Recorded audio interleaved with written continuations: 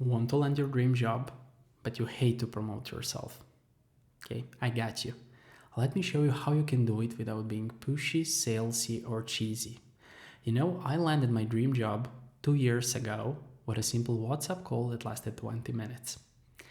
But that call wouldn't be possible if it weren't for my micro-personal brand that I built for years. Okay? Practicing Swift UI for 12 hours a day won't make you visible to companies. It will quite opposite, make you invisible to companies. Making your personal brand can actually naturally fit into your persona without over promoting or doing anything you don't love. Okay? Let me show you how you can do it in simple step-by-step process. First, just think about your ideal company and write something down. Where would you like to work? Then find 5 such companies on LinkedIn. Third, learn what challenges they face while building their product. This is a very important thing.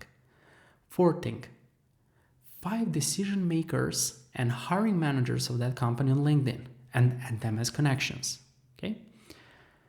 6, start posting content that they can relate to. What I mean by they can relate to, if you write about their pains, they will easily relate to. You don't need necessarily put solution to that pain. Just pay attention to them, pay attention to their pains. If you can add some solutions there, that would be like super awesome. They will definitely contact you. Now, as a bonus for brave ones, you can do 7th thing, which is add your point of view on their posts as a simple comment. Comments on LinkedIn are ranked really high these days, much higher than posts. So try experimenting with this, okay? So with this strategic, you will land your dream job without sending a resume. Because these days, it's not the best coder who wins.